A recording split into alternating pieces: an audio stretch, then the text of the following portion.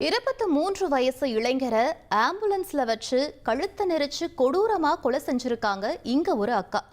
தம்பிக்கு இருந்த HIV தொற்று தான் அக்காவின் இந்த விபரீத முடிவுக்கு காரணமா பார்க்கலாம்.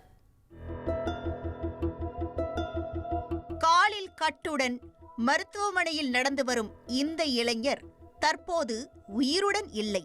சிகிச்சைக்கு அழைத்து செல்லும் வழியில் ஆம்புலன்ஸில் வைத்தே கழுத்தை நெரித்து கொலை செய்யப்பட்டிருக்கிறார்.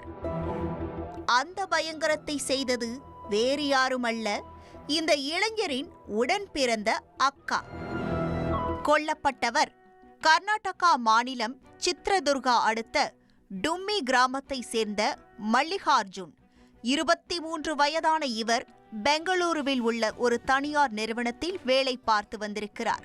இவரது சகோதரி நிஷா இவருக்கு மஞ்சுநாத் என்பவருடன் திருமணமாகி தனியே வசித்து வருகிறார். மல்லிகார்ஜுன் விடுமுறை தினங்களில் வீட்டிற்கு வந்து பெற்றோருடன் இருப்பது வழக்கம். அப்படித்தான் கடந்த 23ஆம் தேதி அன்று நண்பருடன் காரில் ஊருக்கு வந்து கொண்டிருந்த போது ஒரு லாரி மோதி விபத்து ஏற்பட்டிருக்கிறது. இதனையடுத்து அங்கிருந்தவர்கள் மல்லிகார்ஜுனையும் அவரது நண்பரையும் மீட்டு மருத்துவமனையில் சேர்த்திருக்கிறார்கள்.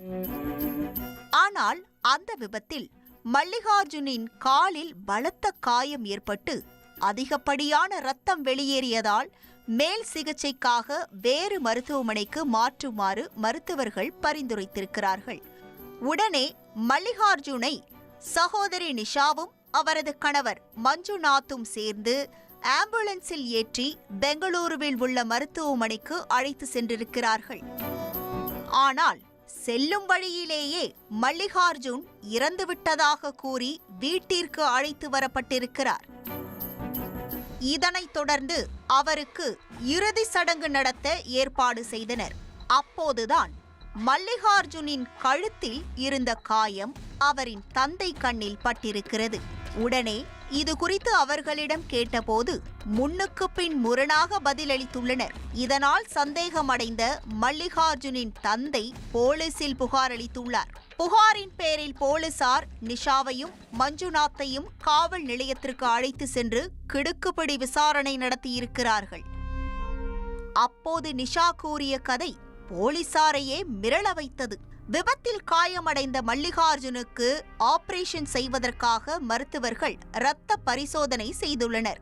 அதில் அவருக்கு HIV தொற்று இருப்பது உறுதியானது. இதனால் தற்போது ஆபரேஷன் செய்ய முடியாது என மருத்துவர்கள் கைவிரித்திருக்கிறார்கள். இதனைத் தொடர்ந்து நிஷாவும் அவரது கணவர்